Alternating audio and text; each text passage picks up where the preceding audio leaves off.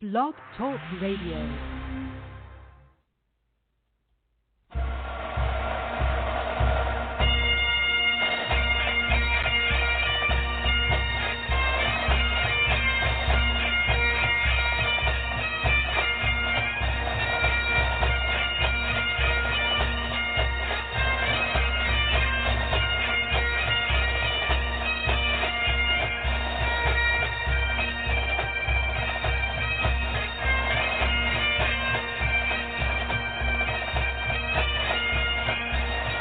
So I fetched me Sunday bonnet and the flag I love so well, and I bought myself a shamrock just to wear in me lapel. Don't you know that today's March 17th? It's the day for the wearing of the green. It's a great day for the Irish. It's a great day for fair. The sidewalks of New York are thick with blarney. For sure you think New York was old Killarney. It's a great day for the shamrock, for the flags in full array. We're feeling so inspiring, sure, because for all the Irish it's a great, great day. Well, top of the evening to you all. Happy St. Patrick's Day, everybody. This is your host, Reverend Sue, and another great edition of Transitions to Transformation Radio Show.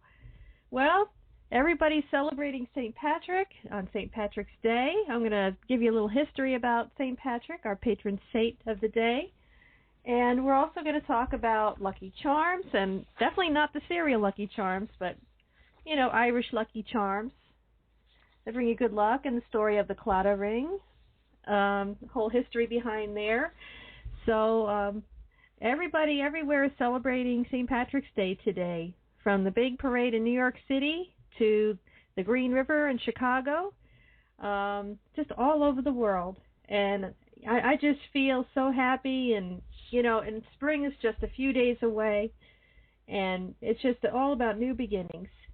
Well, I'm going to talk a little bit about St. Patrick, who this holiday is for. And St. Patrick, actually, he was English, not Irish, but there's an interesting story behind that, which I'm going to talk about now. So, well, St. Patrick was born in England in the late 4th century A.D., and he was captured by pirates as a child and brought to Ireland. And during his enslavement, he was called to Christianity and escaped his captors after 6 long years. He returned to Ireland as a missionary, and in his teachings combined Irish pagan beliefs with Christian sacrament, devising the Celtic cross. And he is annually honored on March 17th, St. Patrick's Day. So, in his early life, St. Patrick, the Apostle of Ireland, was born in England circa 385. His father, Calfurnius,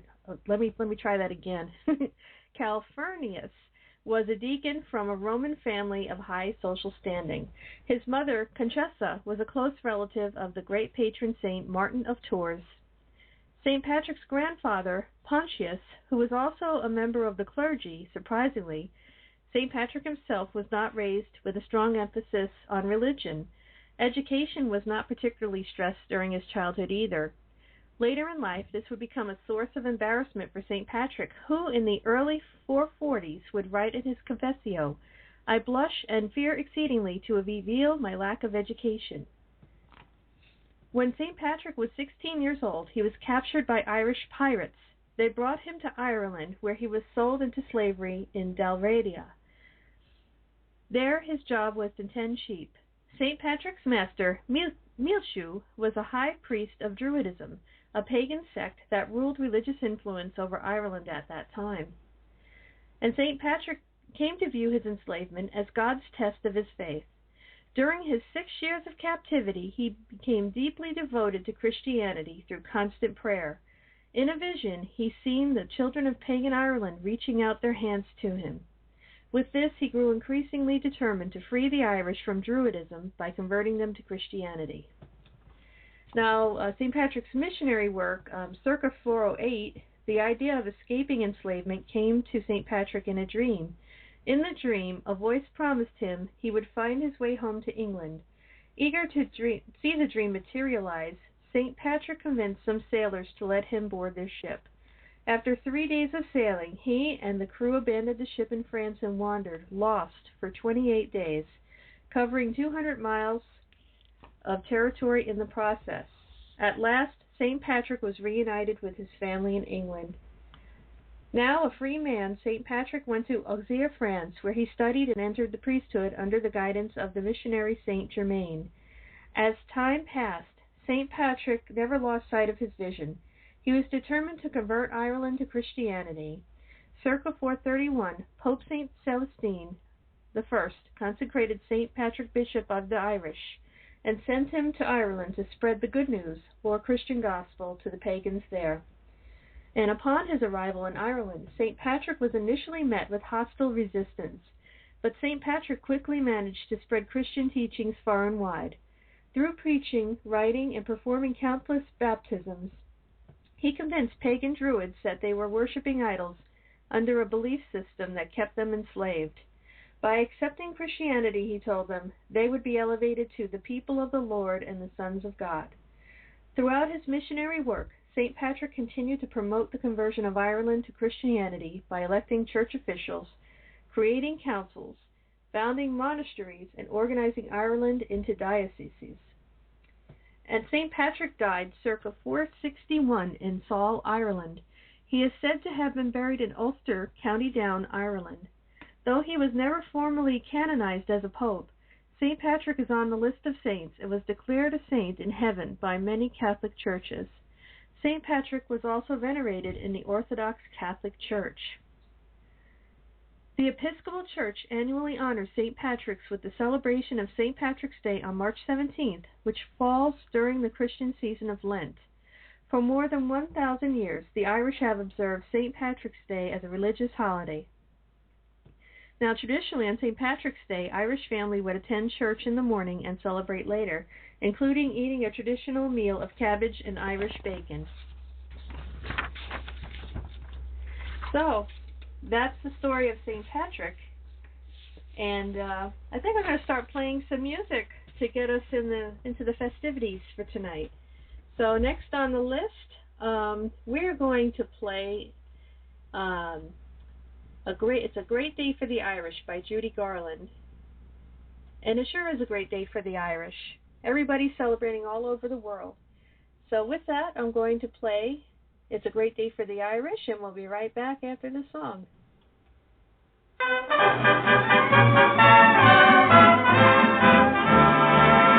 Oh, I woke me up this morning and I heard a joyful song from the throats of happy Irishmen, 100,000 strong. Sure, it was the Hibernian Brigade lining up to start the big parade. So I fetched me Sunday bonnet and the flag I love so well, and I bought myself a shamrock just to wear in me lapel. Don't you know that today's March 17th? It's the day for the wearing of the green. It's a great day for the Irish. It's a great day for fair. The sidewalks of New York are thick with blarney. For sure you think New York was old Killarney. It's a great day for the shamrock, for the flags in full array. We're feeling so inspiring, sure, because for all the Irish it's a great, great day. Begosh and begorra, every Irish son and daughter, every good old Irish name and his relations. They come from Tipperary, Donegal and County Kerry, but they all are here to join the celebration. Now there's Terence O'Toole and his cousin Phil Doherty, Patrick O'Bogle and Mullen McGrew, Mike Maley, Tim Daly and Barney O'Flaherty, Danny O'Doolan and Seamus Carew.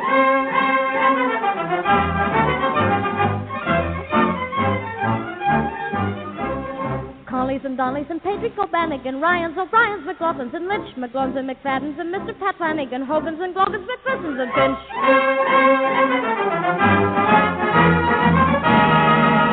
It's a great day for the Irish. It's a great day for fair. Because there's not a cop that's operating. Begorra, all the cops are out parading. It's a great day for the shamrock, for the flags in full array. And as we go a swinging every Irish heart is singing. It's a great, great day.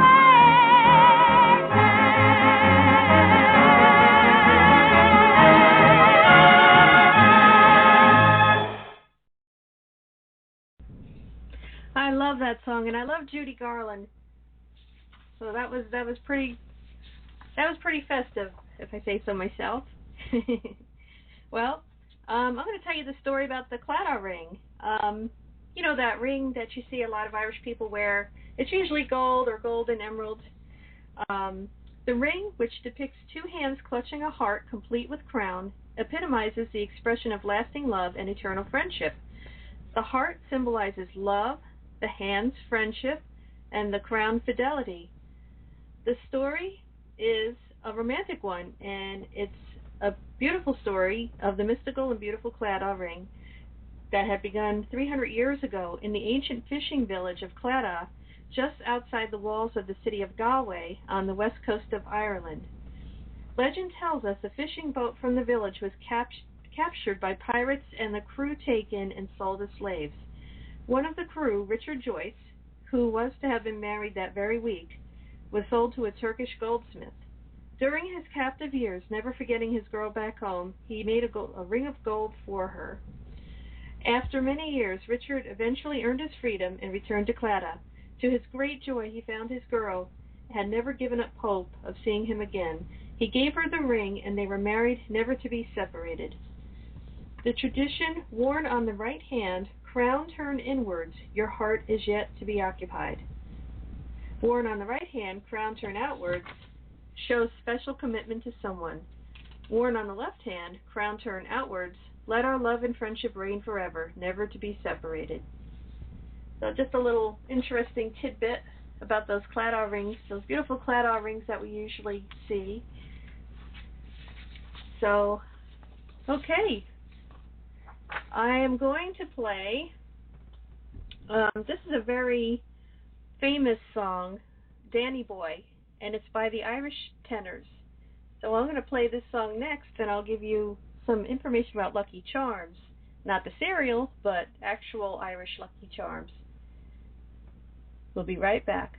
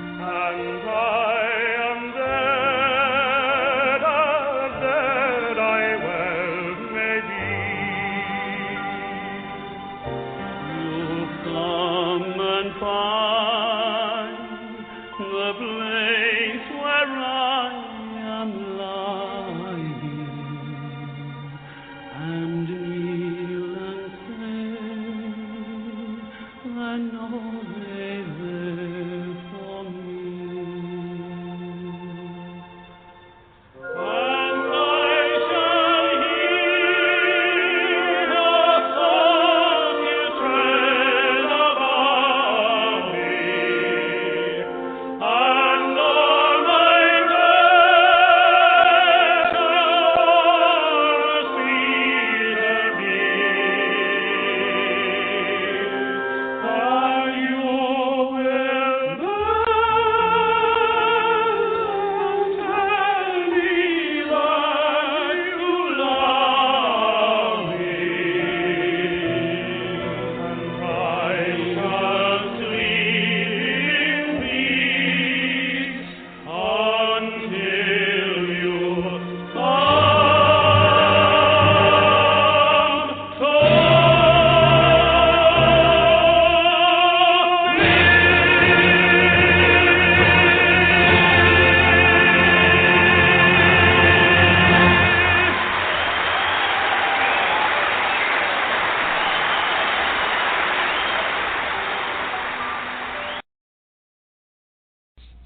Hey, welcome back, everybody.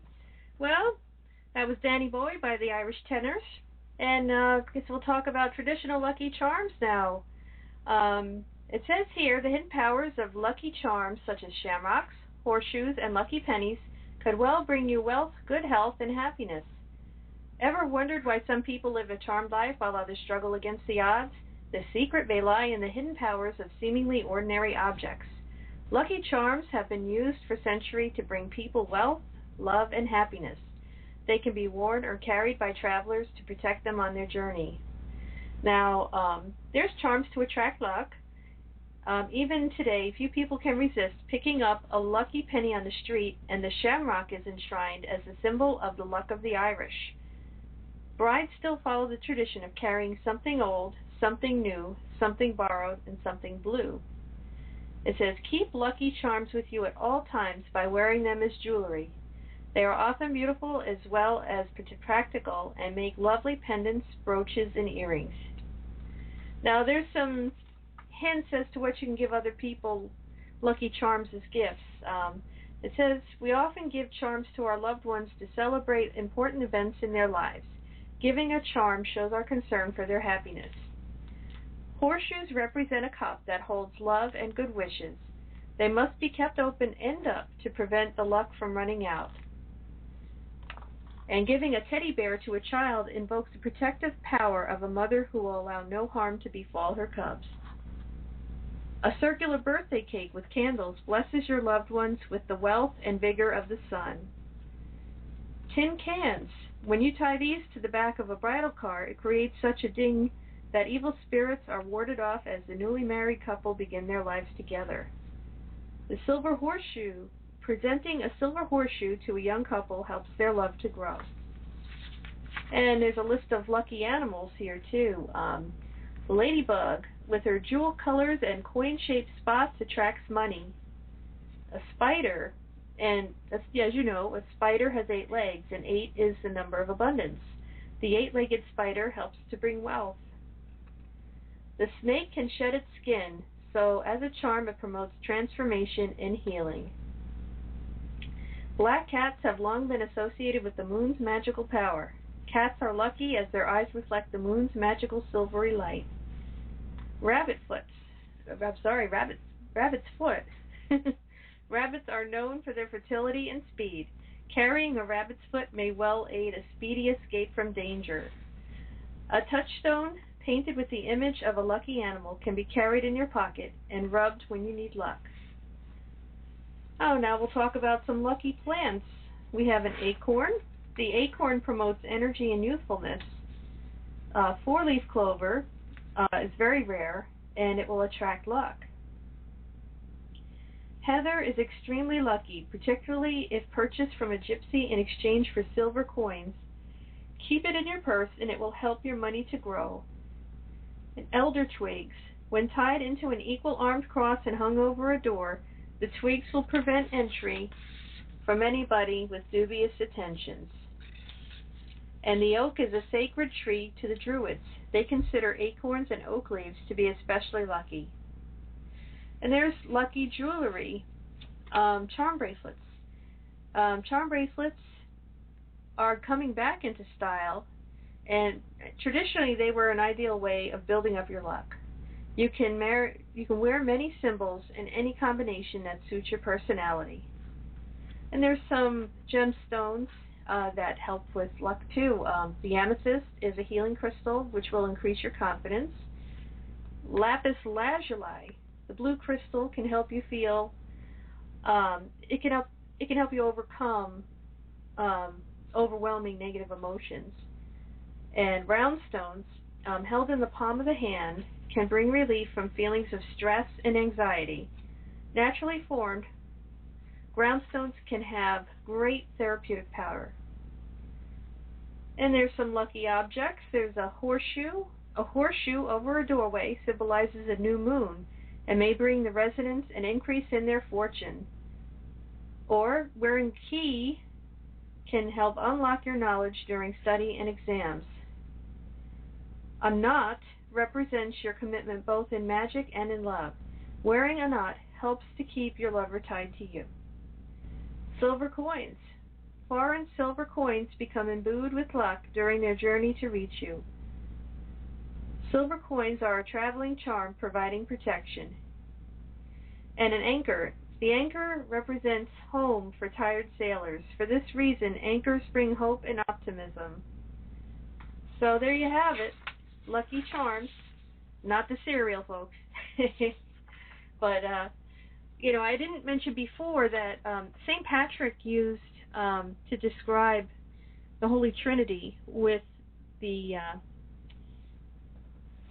shamrocks, because they have three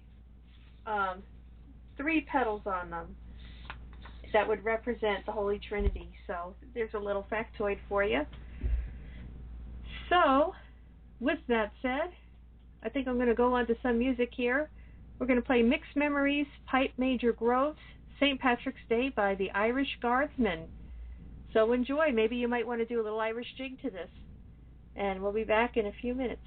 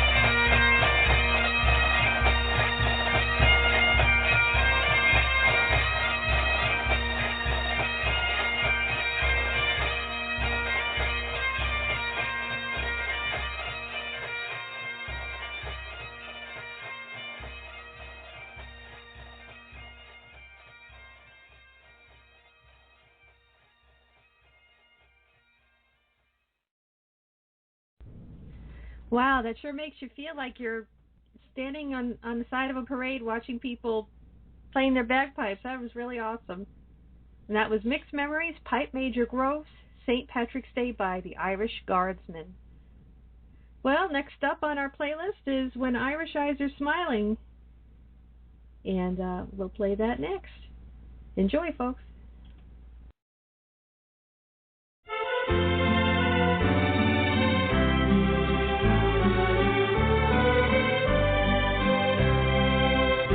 When Irish eyes are smiling, sure it's like a morning spring. In the lilt of Irish laughter, you can hear the angels sing. When Irish hearts are happy, all the world seems bright and gay. And when Irish eyes are smiling, sure they steal your heart away. As I was walking down Broadway, not intending to stay very long, when who should I meet but this pretty fair maid as she came tripping along. What she pulled out of her pocket and slipped it right into my hand. On the very first day that I met her, bad luck to her black velvet band.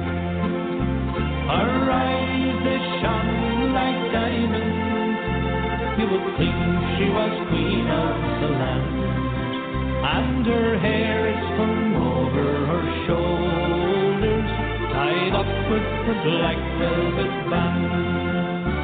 There's one fair county in Ireland, with memories so glorious and grand, where nature has lavished its bounty. It's the orchard of Erin's green land. I love its cathedrals and cities, once founded by Patrick so true, and it bears in the heart of its bosom the ashes of Brian Boru. It's my own Irish home, far across the foam, although I've often left it in foreign lands to roam. No matter where I wander, through cities near or far, my heart's at home in old Ireland, in the county of Armagh. When Irish eyes are smiling, sure it's like a morning spring. In the lilt of Irish laughter, you can hear the angels sing. When Irish hearts are happy, all the world seems bright and gay. And when Irish eyes are smiling, sure they steal your heart away. And when Irish eyes are smiling, sure they steal your heart away.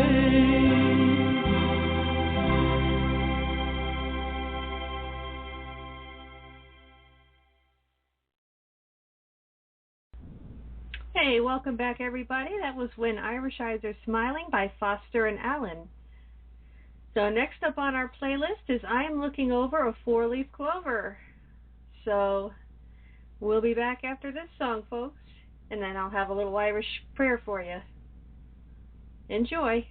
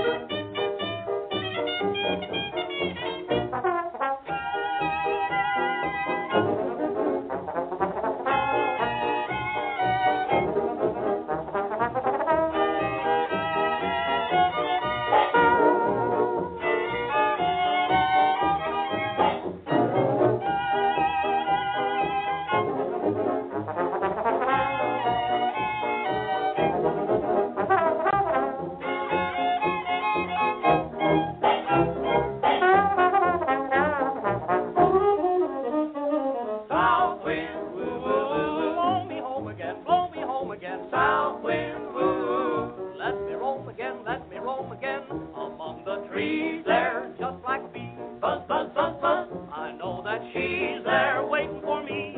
Oh, Mr. Swallow, ooh, spread the news for me, spread the news for me. I'll soon follow. No more blues for me, no more blues for me. Just lay me in the lap of my Southland, south wind. Blow me home again, blow me back to my home.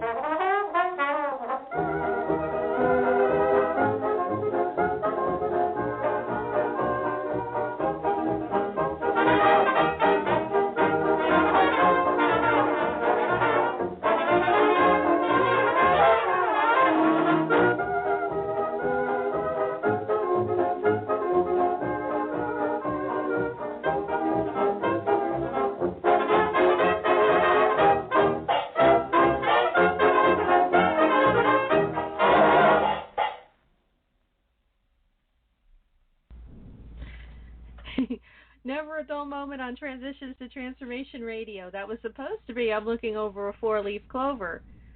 But apparently, well, it's got the same title. It says by Jean Goldkett and his orchestra from their album Singin' in the Rain. So, but I'll put on something that everybody recognizes. It's The Unicorn by the Irish Rovers. And that's coming up next.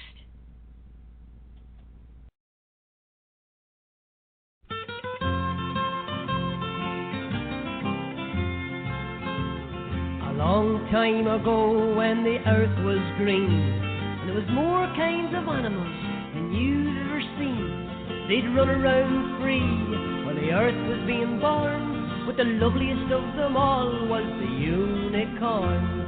There was green alligators and long-necked geese, some humpty-backed camels and some chimpanzees, some cats and rats and elephants, but sure as you're born, the loveliest of all was the unicorn.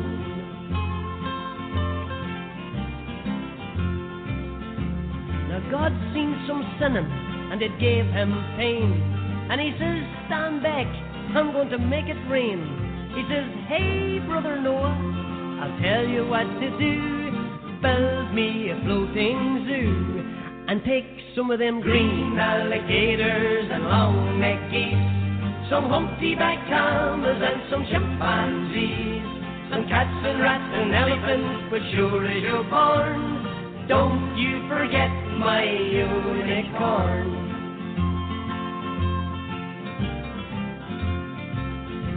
Old Noah was there to answer the call. He finished up making the ark just as the rain started falling.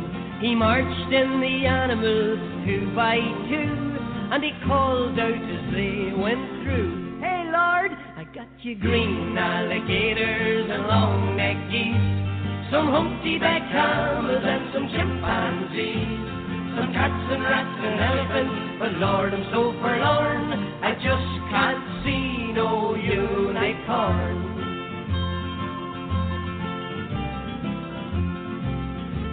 Then Noah looked out through the driving rain. Them unicorns were hiding, playing silly games, kicking and splashing while the rain was pouring.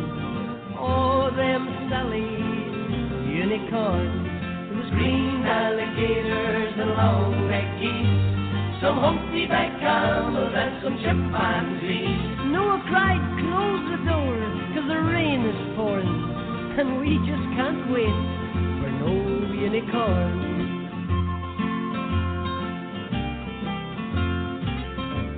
The ark started moving, it drifted with the tide. Them unicorns looked up from the rocks and they cried, and the waters came down and sort of floated them away. And that's why you never seen a unicorn to this very day. You'll see green alligators and long-necked geese, some humpty-backed camels and some chimpanzees, some cats and rats and elephants, but sure as you're born, you're never going to see no unicorn.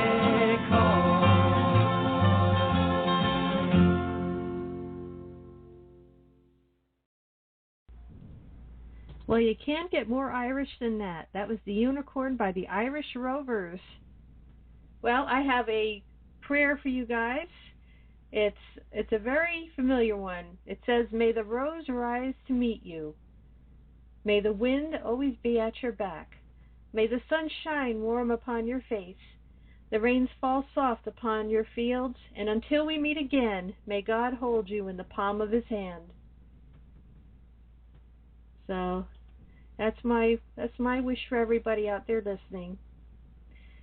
And I have a few more songs to play. I have Over the Rainbow by Eva Cassidy, and I'm going to play that right now. Since we're going to be talking about unicorns and rainbows and four-leaf clovers, we might as well add, Over the Rainbow. And I do have a song from the band U2 called Three Sunrises. U2 is Ireland's greatest band, in my opinion, and I'll be playing them after Over the Rainbow by Eva Cassidy. So we'll be right back, folks.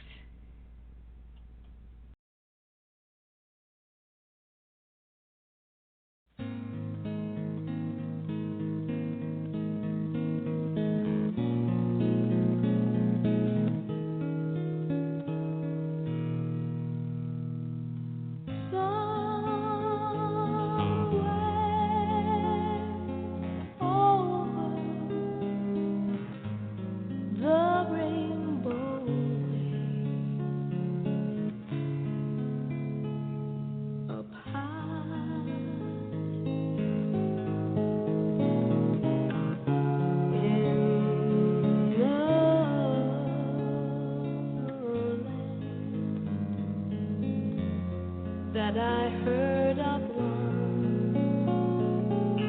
once in a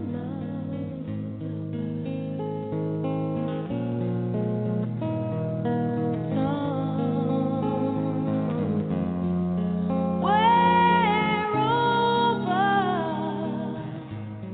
the rainbow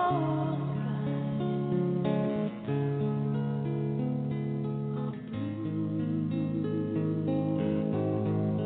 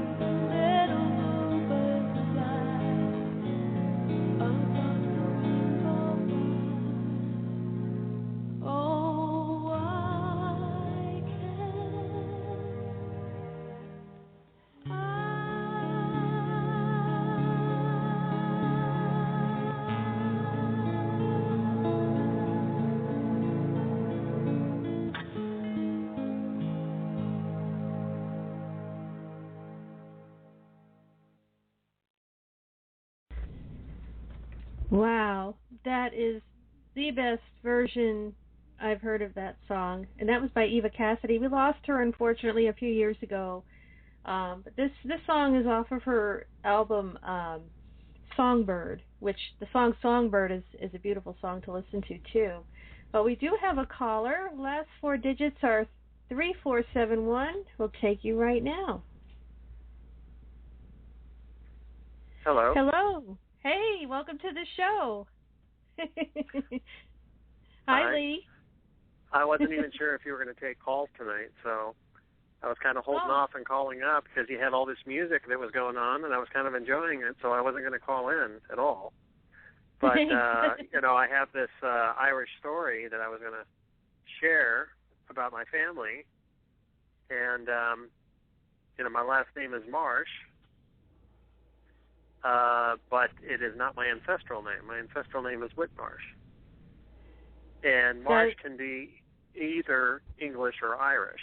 You can, if your last name is Marsh, you can be English or Irish because of that surname is used on in both countries. But Whitmarsh is completely Irish. There's no ifs, ands, or buts about it. If your name is Whitmarsh, you're completely Irish. And when my ancestors came over during the potato famine and landed on Ellis Island, they knew that the Irish were not looked well upon by the English at that time, and that there was rumors of discriminatory behavior and such. But we don't necessarily look Irish. In fact, I think my family looks more English than Irish. And so they changed the name to Whitmarsh. And, changed the name from Whitmarsh to Marsh, which sounds more English. And I suppose had to deal with their accents.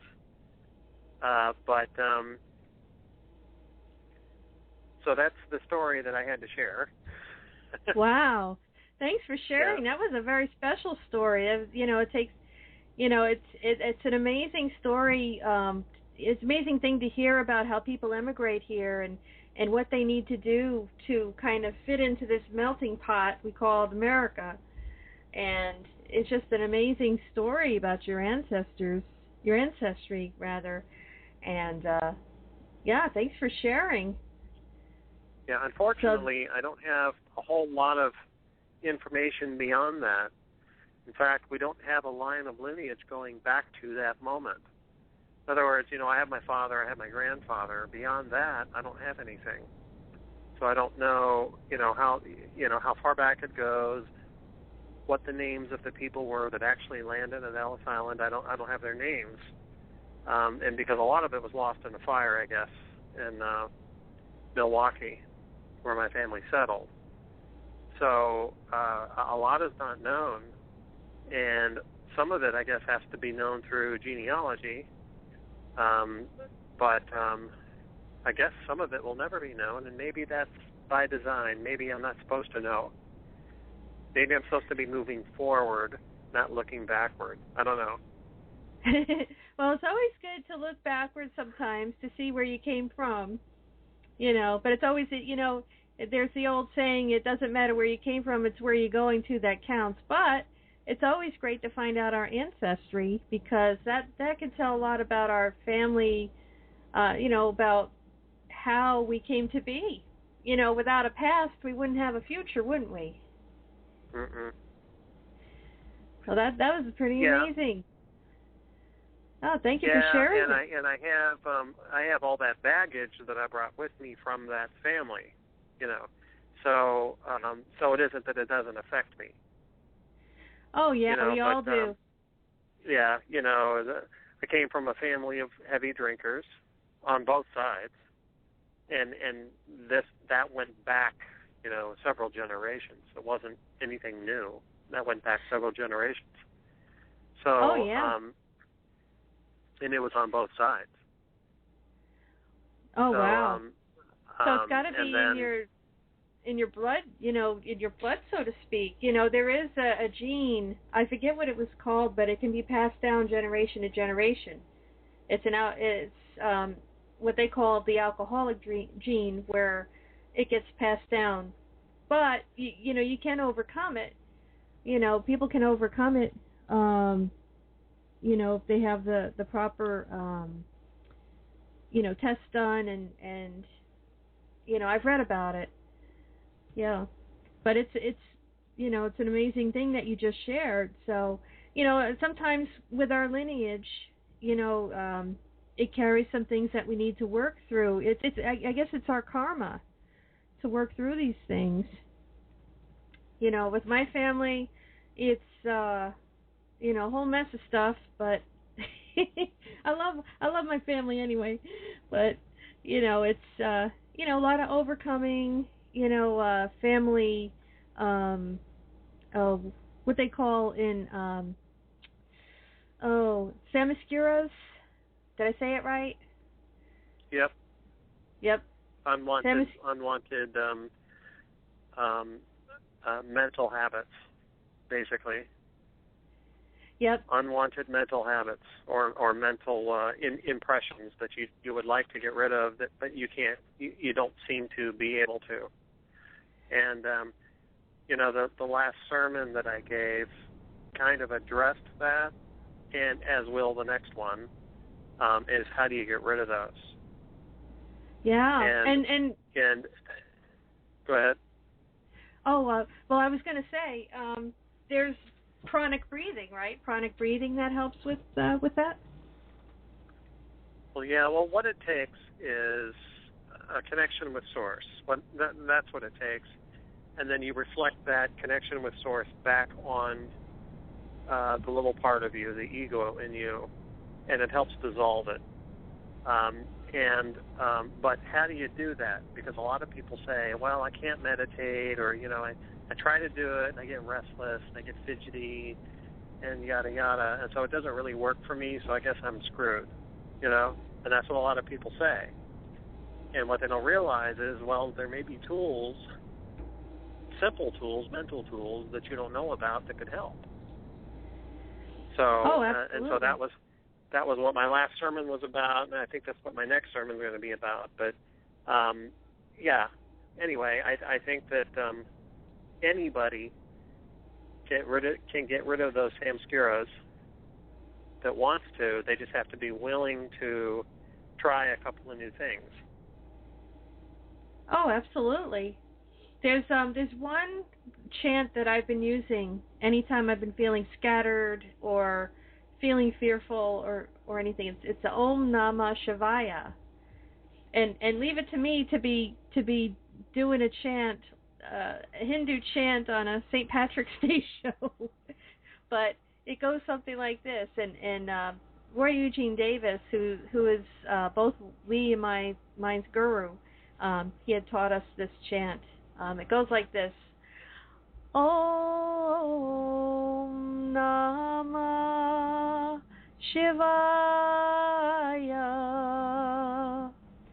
So you keep doing that over and over in your mind, even when you're doing the most mundane things like cleaning the house, or anything, you just to ground yourself.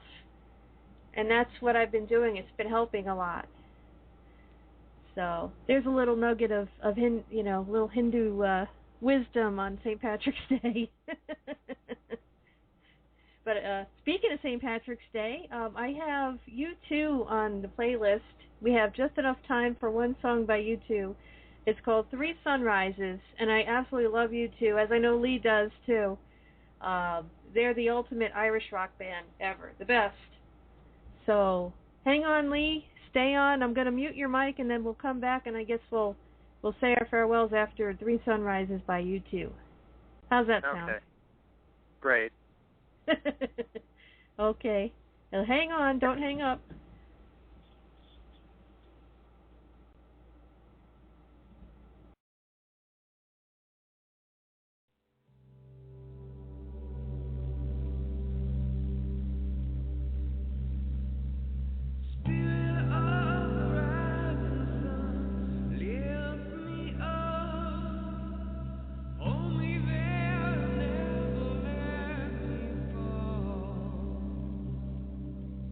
Love me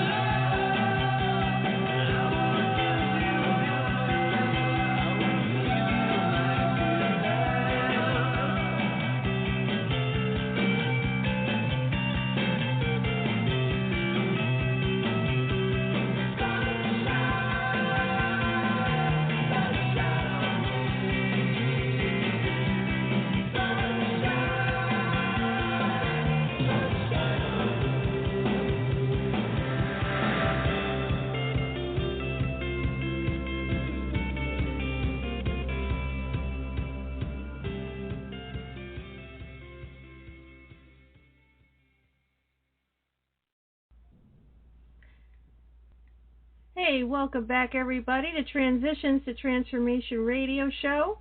I am talking with Reverend Lee Thomas Marsh, and I wanted to read off another Irish blessing. Actually, it's an Irish prayer. And I dedicate this to you, Reverend Lee, and everybody out there listening.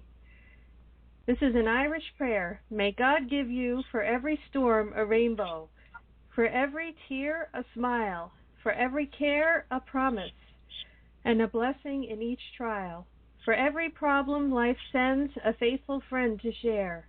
For every sigh a sweet song, and an answer for each prayer. So that's another prayer that I've picked up today, and there's one called the Shamrock, and it says, for each petal on the shamrock this brings a wish your way, good health, good luck, and happiness for today and every day. So I like that. I just have a lot of prayers tonight. Well, I had an old cheesy joke to tell. Yeah, go ahead. It's old enough that you've probably heard it. In fact, most of the listeners have probably already heard it, but I was going to say it anyway. What's an Irish 8-course meal? What is it? 2 potatoes and a 6-pack. Have you never heard that before? No, I like it though. That's a pretty old one. Yeah. That's good. I like that. Well, I guess with that we got about a minute left. So we wish everybody a very happy, safe, and prosperous St. Patrick's Day. Remember St. Patrick, the patron saint. And, just enjoy your family, your friends, good food, and some green beer, and have at it. Have a great day, everybody. You want to say any last words? Yes, good night to all. And to all, good night. Happy Irish luck to everybody. Lord knows we all need it. That's right. We're going to get it. It's ours. Law of attraction. We own it. That's right. That's what I call the cosmic boomerang. What we think, do, and say comes right back our way. So, good night, everybody. Good night. Good night.